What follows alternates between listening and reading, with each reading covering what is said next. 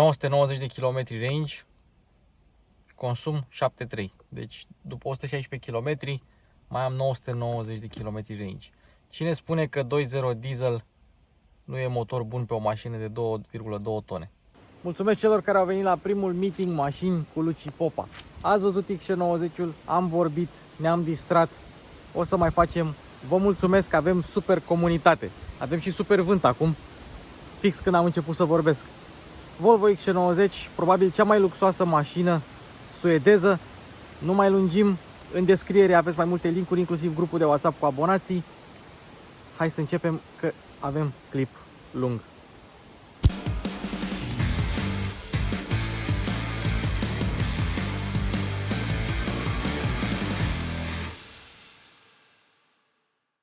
Hai, prețurile. Românul vrea prețuri.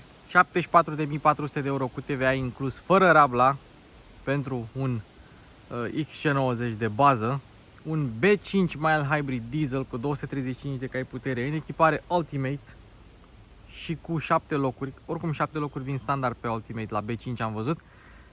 Cu dotările pe care le are mașina asta, 93.370 de euro TVA inclus, cu programul Rabla inclus.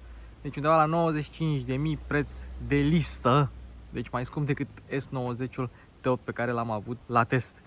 Cam acestea sunt prețurile și pe parcursul clipului vă mai explic eu ce dotare costă cât. XC90 este fabricat în Suedia, evident. M-a întrebat cineva de ce am steagul Ucrainei pe mașină. Nu, albastru cu cruce galbenă este steagul Suediei. Dar știți care este distanța dintre Suedia și Germania? 72 de kilometri. Nu mă așteptam. Cei drept, cele două țări sunt despărțite de o mare, dar uite, the more you know, cum zice americanul. Acum, a doua generație XC90, adică aceasta a apărut în 2015.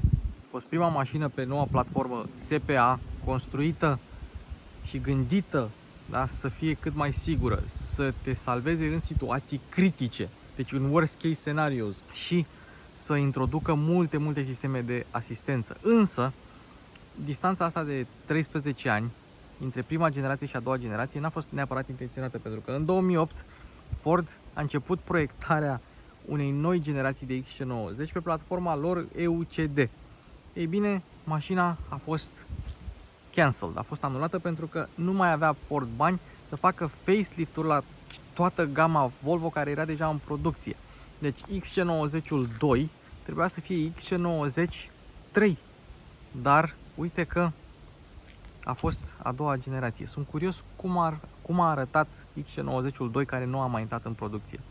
E foarte greu să vezi un Volvo modern și să-i dai ani, să-i dai vârsta, pentru că suedezii au reușit să facă o mașină oarecum atemporală. În 2019 XC90 a primit un facelift care a vizat bara față, bara spate și grila. Asta din punct de vedere estetic. Din punct de vedere tehnic, T-urile au devenit B-uri, D-urile au devenit B-uri și plug-in hybrid-urile au devenit recharge-uri.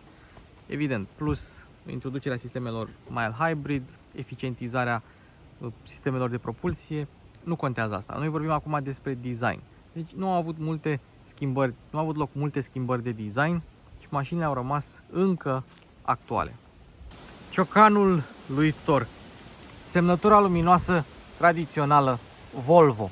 E bine, a rămas pe facelift și probabil va rămâne mult timp pe mașinile de la Volvo. Acum, farurile full LED sunt așa: adaptive, fază scurtă, fază lungă, ceață cu LED, au cornering dinamic, dar au și cornering la viteză mică, unde se mai aprinde încă un LED ca să vezi pe unde parchezi, manevrele la viteză mică, parcare, ieșire din parcare, manevre pe străduțe înghesuite. Ce e interesant este că în far avem semnalizarea ciocanului Tor. În mod normal este lumina de zi, dar noaptea, dacă semnalizezi, luminezi tot cartierul cu aceste semnalizări. Sunt extraordinar de puternice și de frumoase. Iar în spate, semnalizările, pe cât de mari sunt stopurile, atât de mici, dar ele nu sunt chiar mici dacă este să le iei așa. Semnalizările, tot așa full LED, totul pe spate este full LED. Mai rar găsești în gama asta de preț becuri normale incandescente pe semnalizare sau pe stopuri. Diuzele de spălare parbriz sunt integrate în ștergător, ceea ce nu este neapărat un lucru neobișnuit la mașinile de lux. Însă, în momentul în care speli parbrizul, se spală și farurile. Vopsea se numește Crystal White și costă 1010 euro și jantele de 21 de inci pe standard sunt 20, cel puțin la noi în țară, cel puțin pe echiparea asta. 960 de euro costă jantele și anvelopele sunt Continental Premium Contact 6 275 40 21 Extra Load pentru mașini grele. De la asta vine XL-ul, iar acolo jos scrie Vol, pentru că sunt anvelope făcute special pentru marca Volvo. Pentru o mașină de 2 tone 200 e normal să ai frâne mari și puternice, 340 mm pe față, ventilate, 320 mm sau 325 mm pe spate, tot ventilate. T8-ul, versiunea plug-in hybrid, cea puternică, fiind și mai grea, are frâne și mai mari. Însă, cu toate astea, Volvo menționează o distanță de frânare de la 100 la 0 în 36 de metri. Pentru o astfel de mașină, la dimensiunile sale, scorul este foarte bun.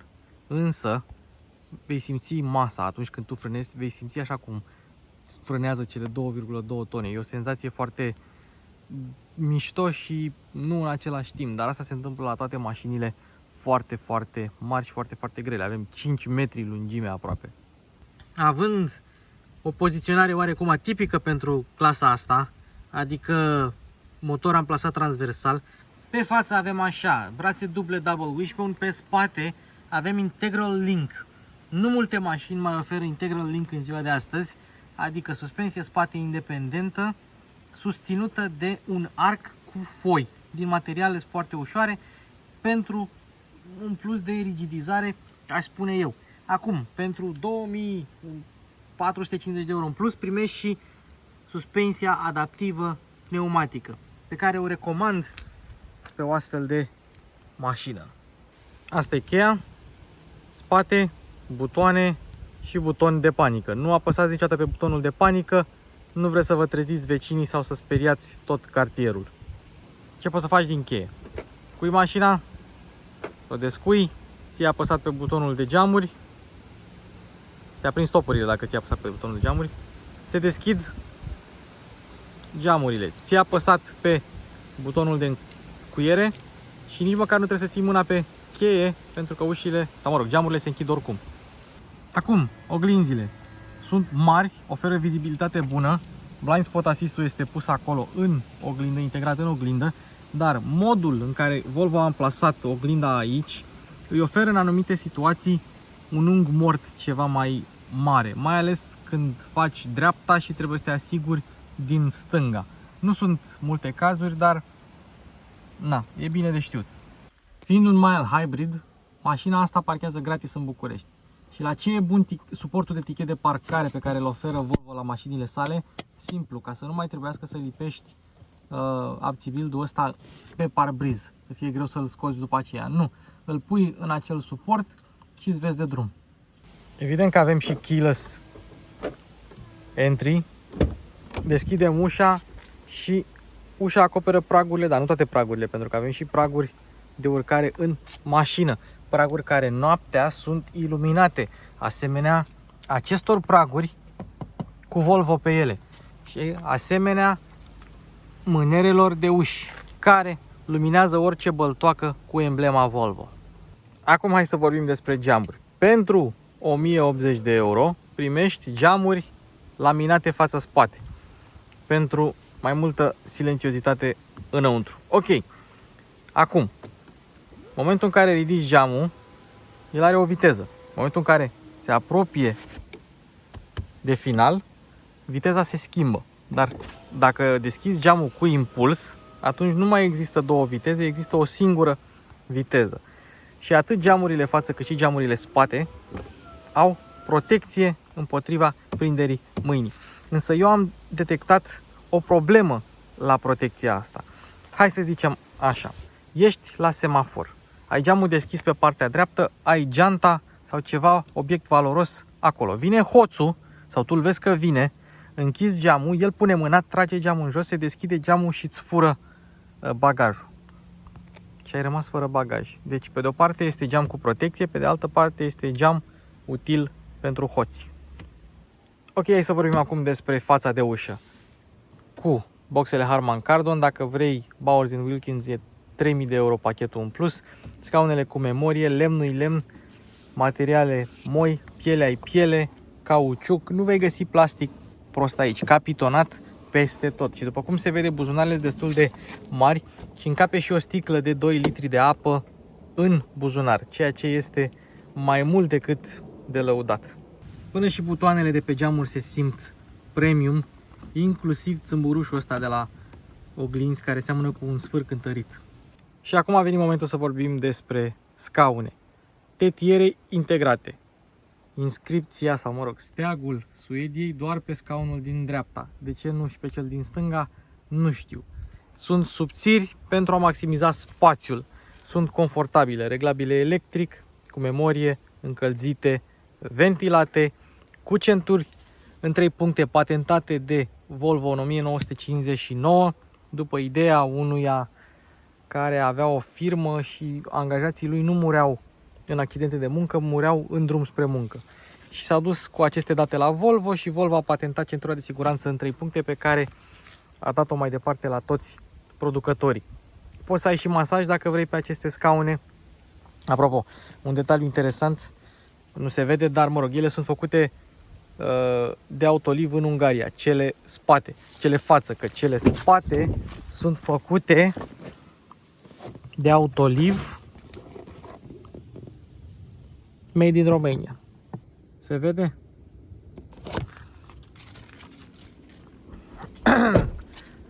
Dar să revenim la oile noastre. Acum, dacă tu ești în mașină și vrei să reglezi una din memorii, cu ușa închisă trebuie să ții apăsat pe butonul de memorie. Eu am memoria 3 făcută acum, dar dacă ușa este deschisă, gen tu vrei să intri în mașină, dar nu încapi, nu mai trebuie să mai ții apăsat, apeși o dată pe memorie și scaunul se reglează în poziția ta. Și mai e un detaliu interesant. Dacă ești în parc cu start-stopul pornit și deschizi ușa, motorul se oprește automat, nu mai trebuie să mai dai tu de rotiță. Și încă un detaliu despre aceste scaune. Aici undeva se află un amortizor. Dacă tu cumva decolezi cu mașina și aterizezi foarte brusc, abrupt, acest scaun îți amortizează presiunea care altfel s-ar duce în coloana ta vertebrală și îți previne astfel de răni, să zicem. Oricum, Volvo a zis că Mission 2020, începând cu 2020, nicio persoană nu va mai muri într-un Volvo nou. Așa să fie, Doamne ajută! Apropo, și dacă vreți interiorul ăsta de culoare blond, așa se numește, cu charcoal, cu volanul blond și charcoal, piele în apa ventilată, costă 2150 de euro, care, să fim sinceri, nu este un preț atât de mare. Ce-i drept, prețul ăsta este pentru echiparea de top. În spate, cam același lucru. Materiale bune, spațiu suficient în buzunare, mai e un spațiu și aici, nu ai plastice ieftine, lemn, deci lemnul ăsta nepolișat de la Volvo face toți banii și perdeluțele manuale, dacă vrei așa ceva. În rest, hai să facem niște testul de sunet. Cam așa se aude o mașină făcută în Sweden. Apropo, dacă ai și trapa deschisă și vrei să închizi geamurile din cheie, se închide și trapa, dar dacă vrei să deschizi geamurile din cheie, nu se deschide și trapa. Opa! Sub steag avem un rezervor, 71 de litri de motorină, 11,7 litri de AdBlue, dar ia fiți atenți aici, XTL Synthetic Diesel. Dacă se va populariza această motorină sintetică, nu o să scoată nimeni mașina ta diesel de pe șosea. Mihai Popescu ar fi mândru. Sistemul este foarte similar celui de la Ford, în sensul că poți să deschizi bușonul dacă mașina este oprită, poți să apeși, da? Dar nu poți să bagi sau să scoți motorină pentru că mai ai o treaptă încuiată acolo. Cred că e făcută să bagi AdBlue atunci când mașina este oprită. Cred că pentru asta e făcută, că nu vine nimeni să-ți fure ție AdBlue din mașină. Ești la pădure, ai fost la picnic cu familia, vii să duci bagajele înapoi la mașină și hai să vedem dacă are cazacioc. Hopa! Gata! Are! Iar acesta este portbagajul. Imens, dacă e să mă întreb pe mine. Avem multe de discutat la portbagaj. Rămâneți aproape. Și nici nu știu cu ce să încep la portbagaj. Cu marginea de încărcare plană. Cu volumul de aproape 2000 de litri cu scaunele ridicate. 692 cu 2 rânduri de scaune, 314 litri cu 3 rânduri de scaune. Interesant este că centurile de pe rândul 1 și 3 sunt făcute în Ungaria, centurile de pe rândul 2 sunt făcute în România, tot de către Autoliv. Cu ce să mai continui? Cu un spațiu de depozitare acolo, cu aceste lavete de piele pe care Volvo te îndeamnă să le folosești, cu faptul că suspensia pneumatică se lasă în jos, ca să nu zic coboară să fie cacofonie, atunci când vrei să încarci obiecte voluminoase. Aici ar fi fost butonul de cârlig de remorcare opțional, dar mașina nu are acest lucru. Priza de 12V, cârligele care, la varianta cu 5 locuri, susțin podeaua falsă. Aici nu este cazul, pentru că podeaua asta falsă are rol de susținere de bagaje. Nu știu, dacă vrei să pui ceva ca să nu se miște, ai aici acest lucru. L-am folosit și merge. Sau, de fapt, ai podea falsă și da, uite că am greșit eu. Deci, ridici podeaua falsă. Problema este că ai nevoie de 2 mâini să faci acest lucru. Ia uite, și dacă vrei să umbli la roata de rezervă opțională care costă 180 de euro, poți să faci acest lucru. Foarte tare. Roata de rezervă care este Chao Yang. O roată de rezervă chinezească. Pentru cine întreabă. Totodată, mașina îți spune că are cazacioc și spune și cum să-l folosești și unde se află senzorul. Se află un pic în stânga, nu se află chiar în centru. Ce să mai spunem despre portbagaj? Că mocheta este de calitate foarte bună și că pasagerii rândului al treilea au și geam, au și suport de pahare, au și un spațiu de depozitare. Spațiu de depozitare care are un mic easter egg, are un păianjen zâmbitor și o pânză. De ce? Nu știu, dar știu că este un easter egg. Trebuie să însemne ceva în, nu știu, mitologia suedeză, un păianjen din desene animate zâmbitor. Mare atenție la praguri, dacă vreți să umbrați la scaune, că nu vrei să-ți dai cu tibia în prag. Acum, avem 3 scaune individuale în spate. Ce faci cu ele? Păi, în primul rând, poți să dai mai în față, poți să dai mai în spate. Poți să reglezi bancheta, astfel încât ea să stea drept sau să stea ceva mai pe spate, ca să stai tu relaxat. Poți, dacă vrei, să intri pe locul din spate și cineva și-a pierdut bricheta pe aici. Bun. Ce mai poți să mai faci? Poți să mai cureți pe aici. De exemplu, în această zonă se pot depozita praf, obiecte mici, mizerie și așa mai departe. Chipsuri de la copii și așa mai departe. Acum, ai bancheta în spate și dacă vrei să o rabatezi, se rabatează singură. Trebuie doar să apeși tu pe clapetă și se rabatează singură. Nu trebuie să faci absolut nimic. Și dacă vrei să rabatezi rândul 3, să-l ridici, simplu ca bună ziua. Doar că trebuie să iei copertina aia să o depozitezi undeva. O să facem și asta, un pic mai târziu. Și ce se întâmplă dacă vrei să închizi mașina, să închizi portbagajul din joc de glezne? Merge. Dar dacă te simte, se oprește. Trebuie să fugi repede de acolo.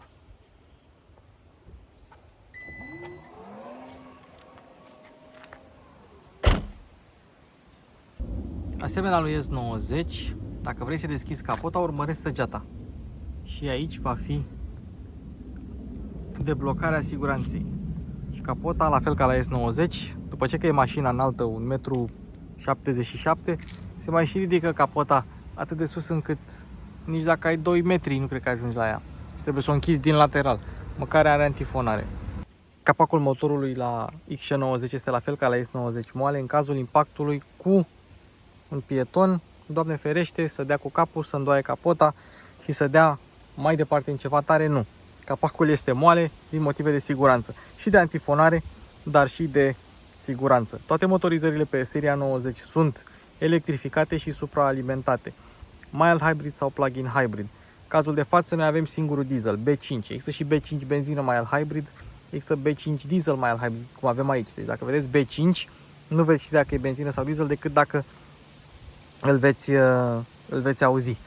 Acum, fiind versiune puternică, avem arbor de echilibrare, avem pompă de apă mecanică și avem pompă de combustibil la curea. Însă s-a pierdut la versiunea asta de 235 de cai putere, s-a pierdut sistemul Power Pulse, acela care îți pregătea, aveai aer deja pregătit în turbină pentru un răspuns instant. Însă acel sistem de Power Pulse a avut niște probleme de fiabilitate. Ei bine, acesta a fost înlocuit cu sistemul Mild Hybrid BISG, Belt Integrated Starter Generator, pe curea de 48 de volți, care îți mai dă vreo 14 cai în plus și vreo 40-50 Nm și astfel ai răspunsul electric. Nu mai trebuie să ai acel Power Pulse dacă vrei un răspuns instant la pedală.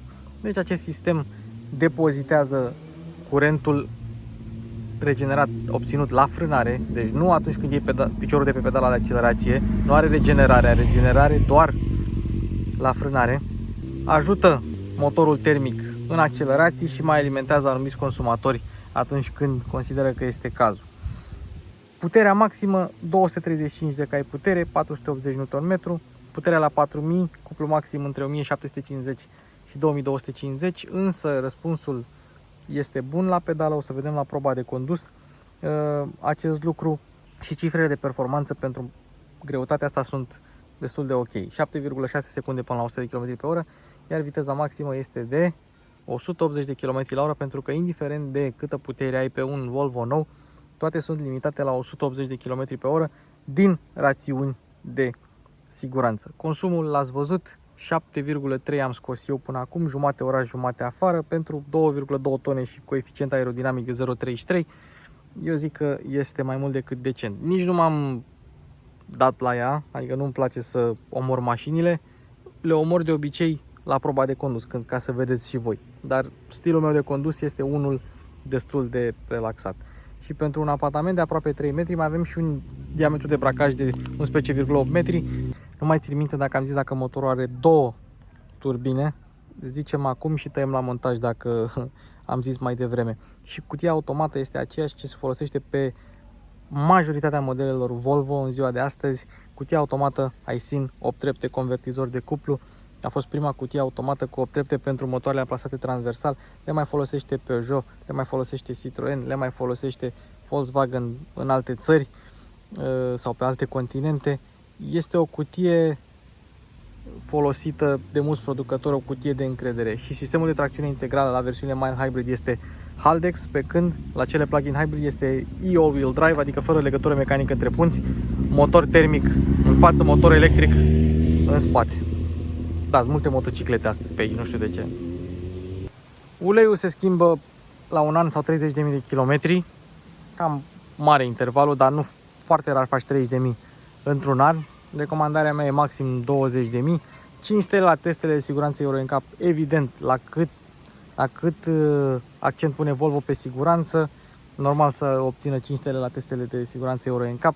Ba chiar dacă faci un accident în Suedia, o echipă Volvo vine în 24 de ore și analizează accidentul, și dacă faci accident în Göteborg, într-o oră vine un echipaj Volvo și analizează accidentul.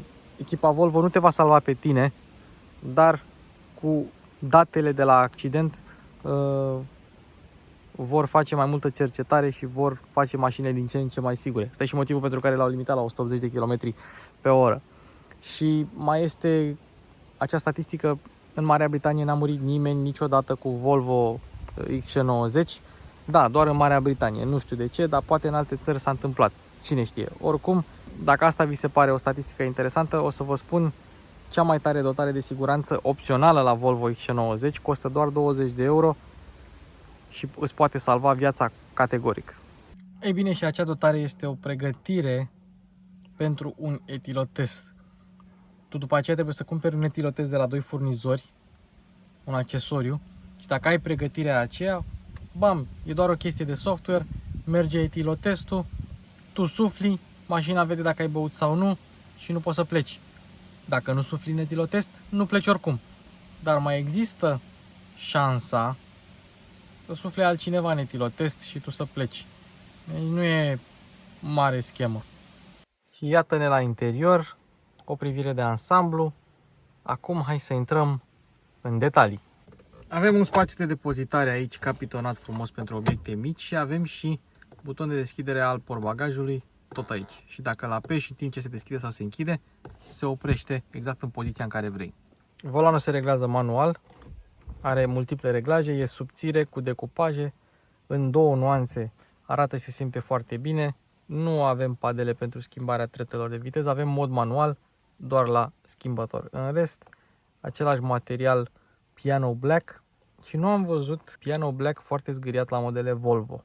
Cel puțin nu la butoane, nu pe volan și nu acolo în zona ecranului. Oricum nu sunt multe zone de Piano Black. Dar ziceam așa că în general la modelele Volvo uzate nu am văzut prea mult Piano Black. Poziția la volan ți-o găsești ușor, ți-o reglezi ușor. Singura chestie, când intri în mașină, trebuie să setezi profilul. Pentru că dacă mașina are un profil setat cu o cheie, se va pregăti setările pentru cheia asta. În momentul în care pui contactul, te duci aici, pui invitat sau altcineva și îi vei avea setările tale. Dacă ții această piele ventilată în apa blond, schimbătorul vine în standard. De exemplu, ești în parc, ca să o treci în drive apeși neutral drive, ca să o treci în reverse apeși neutral reverse. Deci de două ori de fiecare dată. Pac, pac în față, pac, pac în spate, după aia în parc. Butonul de start este în dreapta pornit, în dreapta oprit. Nu mai este în stânga cum era înainte și nici buton de moduri de rulare nu mai avem. Le setezi din tabletă. Auto hold și frână de parcare. În ceea ce privește spații de depozitare, avem aici un spațiu mic cu o priză de 12V. Mai avem aici wireless charging și mai avem aici două suporturi de pahare cauciucate. Însă ce nu știe multă lume este că aceste suporturi de pahare dublează drept suport de cheie, oricare din ele, stânga, dreapta, față, spate. Aici se află suportul de cheie pentru cheia Volvo. Nu se mișcă, e la fix făcută. Deschidem și cotiera, destul de încăpătoare, două prize USB-A pentru conectare la Apple CarPlay și Android Auto. Doar cel din dreapta e pentru conectivitate, al doilea este pentru încărcare. Mereu mi-a plăcut că avem buton de Next Song sau Previous Song sau pauză aici, pentru că dacă te uiți pe volan și intri în computerul de bord, acolo la eroare comunicare, dacă vrei să schimbi melodia, nu merge. Dacă ai acel meniu, gata, acum l-ai, computer de bord. Dacă l-ai computerul de bord, nu poți să dai melodia următoare sau volumul, așa că trebuie să umbli la acele butoane. Cine are Volvo știe. Fie oprești computerul de bord, sau că mai sunt și alte meniuri, nu numai computerul de bord, fie folosești aceste butoane. Și, spre deosebire de alte Volvo-uri unde acest buton este gol, aici avem torpedoul, care este destul de încăpător, amortizat, capitonat, iluminat, dar nerefrigerat. Am văzut mai multe modele unde aveai torpedou refrigerat. Acesta am văzut că nu are. Și așa cum ai suport de tichet de parcare, ai și suport de pix în torpedou. Pix. Nu mi-aduc aminte dacă plafonul panoramic cu tot cu trapă este standard la această versiune, dar oricum este de mare efect. Hai să vedem și parasolarele cu luminiță, nimic ieșit din comun, dar dacă vreți să vedeți ceva ieșit din comun, uitați-vă aici. Deci așa închizi becul, așa îl deschizi, așa l-a prins, da? Ei, dar dacă aceste luminițe sunt prea puternice pentru tine noaptea, ți-ai apăsat pe buton și se reglează intensitatea. Exact la ce intensitate vrei tu. Ți-ai apăsat, urcă, rămâne așa. Ți-ai apăsat, urcă iar sau coboară până când vrei tu. Doar Volvo are așa ceva. În spatele oglinzii electrocrome avem și pachetul de camere și senzori IntelliSafe, dar mai avem un detaliu interesant. Ia să vedem. În momentul în care încui mașina, acel bec proiectează pe parbriz, ceea ce înseamnă că tu poți să vezi și din spate. Dacă te uiți prin luneta mașinii și vrei să fii sigur că mașina e încuiată, becul va lumina pe parbriz și tu vei vedea chiar din spate. Bun. Și aici avem tabloul de bord cu meniurile sale și cu diferitele sale afișaje, precum Glass, Minimalistic, Performance și Chrome Rings. Și dacă mergem înapoi, informații afișat șofer, fără afișare, afișare media, adică melodie, dar nu e nicio melodie, sau harta. Și poți să ai harta în tablou de bord cu Apple CarPlay pe sistemul de infotainment și cam așa poți să customizezi ecranul tabloului de bord de 12,3 inch.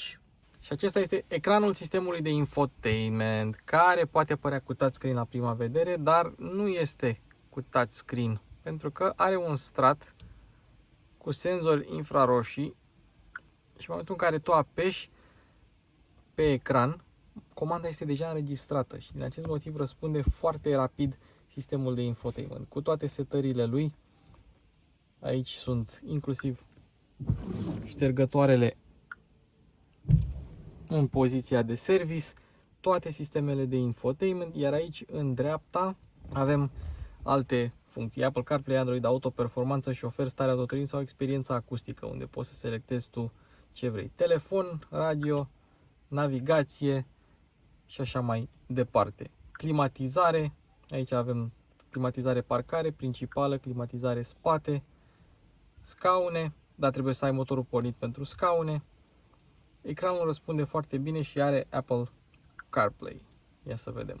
Și aici avem Apple CarPlay și Android Auto. Simplu ca bună ziua. La modelele Volvo care au sistemul cu Android Automotive, ecranul Apple CarPlay-ului este mai mare. Doar ce s-a făcut update-ul să primească acele sisteme Apple CarPlay și Android Auto. Nu știu dacă modelele Volvo 2023, XC90-urile 2023 vor primi Android Automotive, dar S90 a primit deja. Posibil să primească și XC90, nu am informații. Acel sistem este puțin mai puțin complicat și puțin mai ușor de utilizat. Și acum hai să vedem și camerele mașinii. Față,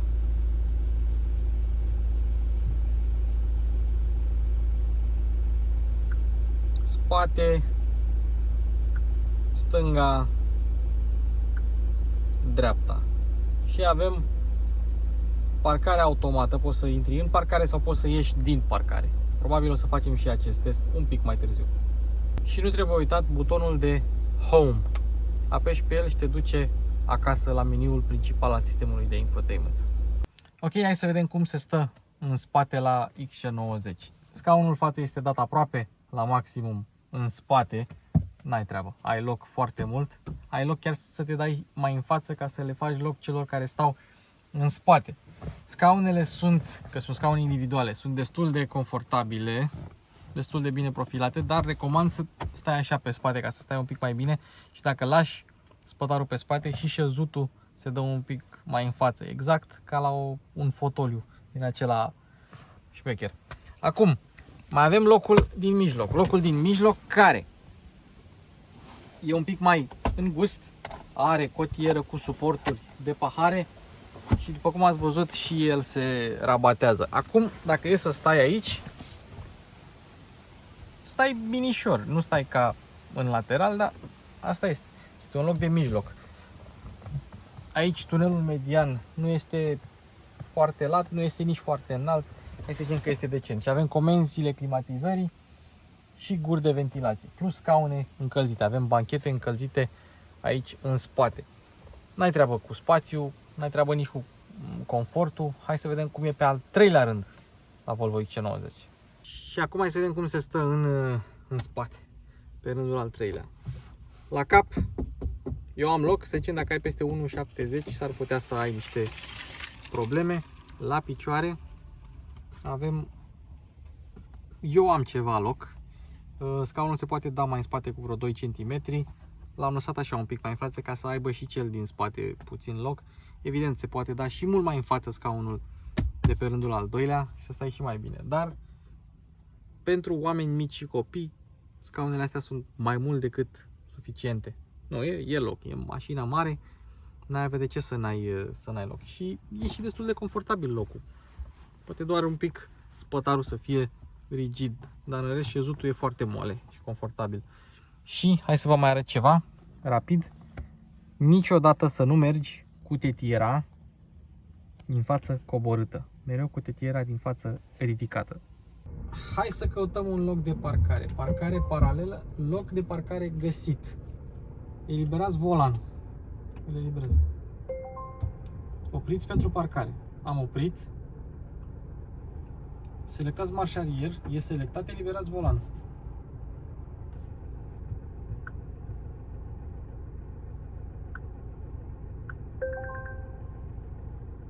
Reluare. Ia să vedem. Uitați-vă în jur, vedeți dacă sunt obiecte. Mergeți în cerc cu spatele, opa, opa, se parchează, ok. Am înțeles acum.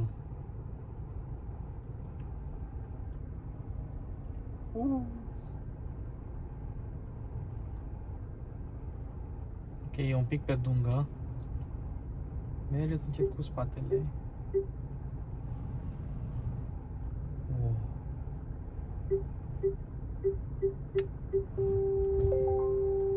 Finalizată, parcare reușită. Bravo! Acum punem un parc și gata. Acum hai să mergem la drum cu Volvo. Începem cu vizibilitatea. După cum am spus mai devreme, oglinzile sunt mari, vezi bine în ele, dar sunt prea aproape de tine și îți pot crea un unghi mort. În rest, vizibilitatea bună în față, bună în spate, bună 3 sferturi, chiar și cu 7 locuri ridicate. Nu prea ai mari probleme în ceea ce privește vizibilitatea la mașina asta. Poziția la volan ți-o găsești, confortul e bun, volanul e subțire cu decupaje. În Volvo stai bine, ai multiple reglaje, ai și masaj dacă vrei. Mașina asta chiar are scaunele cu masaj. Acum noi mergem cu ventilația în scaune. Volvo știe să facă scaune din punct de vedere al confortului, ergonomiei, chiar și siguranței. V-am arătat mai devreme. Acum, silențiozitatea. Mi-a scos 61,1 pe decibelmetru la 80 la oră pe traseul meu de test. E o valoare foarte bună și culmea, dacă la alte mașini se aude zgomotul de rulare, la asta se aude mai mult zgomotul de motor. Motorul e un pic, nu că e zgomotos, dar îi simți dieselul din ea. E un motor diesel care se aude. Și acum, noi suntem pe Eco, totul pe Eco, da? Totul pe Eco. Ia să vedem cum se comportă mașina. Deci avem 57 de km la oră, accelerăm ușor, mașina deja începe cu aportul electric și după aceea intră turbinele și merge ușor, merge lin. Ia să vedem, accelerăm un pic mai tare, un pic de lag și mașina începe să tragă și se mișcă bine, mai ales pe reprize. Nu te-ai aștepta la așa ceva. Pe Eco mașina se simte, dacă este să mă întrebați pe mine, cel mai bine, cel mai relaxat și e și un consum bun. Dacă îi dăm kickdown pe Eco, cutia schimbă lejer, mașina urcă. Nu suntem noi 7 oameni astăzi la filmare ca să vă arătăm chestia asta, dar se mișcă bine și cu 7 oameni. Eu am condus mult timp generația trecută, care avea doar 185 de cai putere din 2, 4, 5 cilindri și nu trăgea cum trăgea asta nici măcar cu mașina plină. Acum, hai să vedem ce putem să... Modul prestabilit confort. Am mers pe Eco și acum se schimbă anumite lucruri, se schimbă pe confort. Pe confort, garda la sol crește puțin dacă ai suspensia pneumatică. Efortul în direcție tot scăzut este. Dacă vrei îl poți trece pe mediu. Se întărește puțin direcția, dar se simte cel mai bine pe scăzut pentru că se întărește artificial. Feedback nu ai în direcție, așa că cel mai bine mergi așa. Mașina e un pic mai responsivă, dar nu cu mult. Tot trage bine pe reprize, tot confortabilă este. Ce am observat? Pe confort, mașina chiar e mai confortabilă decât pe Eco. Pe Eco suspensia e un pic mai coborâtă, un pic întărită și simți mai mult denivelările, mai ales denivelările mici. Mașina nu devine inconfortabilă, doar că simți denivelările. Dacă mergem pe Dynamic, atunci forța în direcție este ridicată, totul este pe Dynamic, controlul suspensiei este pe Dynamic, dar avem chestia asta. Pedala de frână este ceva mai tare. Hai să mergem un pic pe niște drumuri virajate să vedem cum e mașina pe Dynamic. Turația este ținută mai sus, vitezele sunt schimbate ceva mai târziu, suspensia imediat o simți tot drumul în scaune. Și hai să vedem cum e pe viraje. Pe viraje ținuta e surprinzător de neutră. Ai ruliu, ai și un pic de tangaj. La limită mașina dă să subvireze, doar că până ajungi acolo e surprinzător de neutră și surprinzător de capabilă. Ai ieșit dintr-un viraj, plană, și mașina se duce. Nu este o mașină sport, dar simți drumul mai mult decât ai aștepta. Alt detaliu, lane keeping assist-ul e foarte invaziv, adică îți trage de volan, te ține pe bandă și dacă vrei să mergi mai liber așa, recomand să renunți la lane keeping assist. Direcția într-adevăr se întărește, tot nu simți, doar că te miră precizia ei. Mergi în viraj și mașina îți urmărește trasa la 2,2 tone. Remarcabil, aș putea spune, doar că cel mai bine se simte pe confort, dacă vrei confort, dacă vrei, de fapt poți să selectezi modul Eco, asta e foarte mișto, resetarea pe Eco, scăzut, și să pui suspensia pe confort și să fie totul pe Eco. Și așa mașina se simte cel mai bine. Relaxată, pedala de accelerație se înmoaie și suspensia rămâne pe confort. Ce trebuie să știți este că diferența între pedala de frână pe dinamic și pe normal este că se întărește. Eficiența frânării e aceeași, doar că frâna mușcă mai din timp și e mult mai tare pedala în sine. Cel mai bine mașina se conduce pe Eco și cu suspensia pe confort. Pe confort chiar ai mai mult ruliu decât pe dynamic și e sesizabilă treaba. Dar asta nu e o mașină de mers cu ea pe viraje, e o mașină de mers liniștit, să-ți duci familia în concediu sau să-ți duci copiii la școală. Uite, avem două denivelări. Aproape că nu simți nimic. Uite și pe fratele nostru XC90 B5 Air Design, mișto. Și cam așa se conduce XC90. E o mașină super relaxată. Nu te stresează cu nimic. E dinamică sau, mă rog, e precisă atunci când ai nevoie. Dar e una dintre cele mai confortabile mașini din clasa asta și una dintre cele mai luxoase. Ai un lux din acesta understated, așa, nu trebuie să arăți nimănui că ai bani. Tu știi că ai bani și mergi în confort. Nu-ți trebuie pachete M-Sport, nu-ți trebuie sute de cai putere. E o mașină de familie corectă. Garanția e de 2 ani, intervalul de revizie vi l-am spus. În ceea ce privește siguranța este top. Și încă un lucru interesant: dacă vreodată se întâmplă să ai accident și mașina detectează acest lucru, cu o zecime înainte de accident, centura de siguranță te poate strânge cu până la 10 cm și să te țină drept. Și după cum am spus, are și amortizorul acela în scaun când decolezi și când aterizezi, toată presiunea aceea, tot șocul acela e absorbit de către scaun. Că după aia trebuie să schimbi scaunul, asta e altă chestie. Dar e bine de știut că ai siguranță în mașină. Ce e mișto la Volvo este că poți seta așa: limitator, tempomat sau pilot assist dacă ai așa ceva, cu menținere de bandă, stop and go, traffic, tot ce vrei. Ei bine, tot ce trebuie să faci este să miști din stânga-dreapta, nu trebuie să intri prin un meniu ca la Ford sau mai știu eu ce și cum. Hai să o dăm pe pilot assist, o activăm, o dăm la 80 de km pe oră, distanța față de mașina din față să fie cea mai mică, nu mai avem mașini în față, dar hai să vedem ce se întâmplă dacă nu pui mâna pe volan. Cred că se dezactivează. Utilizați direcția, începe să te atenționeze, utilizați direcția, virajele le ia bine, anulat, virați. Gata, s-a dezactivat. Uite, ține banda, tot te ține cu lane keeping assist-ul și vibrează. Și s-a dezactivat și merge în frână de motor. Dar tot te ține pe trasă, într-adevăr. Dacă era drumul virajat, atunci era o altă problemă. Gata. Într-adevăr, nu stă foarte mult timp cu sistemul activat, dar e bine de știut că mai ai lane keeping assist-ul care te ține în continuare dacă mergi pe un drum drept. Dar nu e recomandat să faceți chestia asta, am vrut doar să vă arăt. Trebuie să dați un pic de volan pentru că ai senzor rezistiv, nu capacitiv la volan.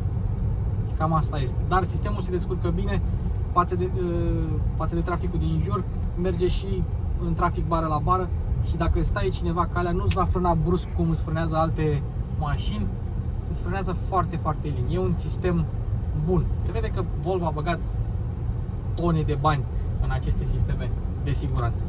Și aici se termină episodul nostru cu Volvo XC90. Un episod, sper eu, mai mic de o oră, dar la cât am filmat astăzi, tare mie că mă înjură editorul.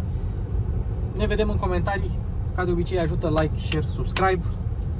Ne vedem data viitoare. Tancul suedez n-a dezamăgit. Eu vă pup, mașini cu Luci Popa se încheie.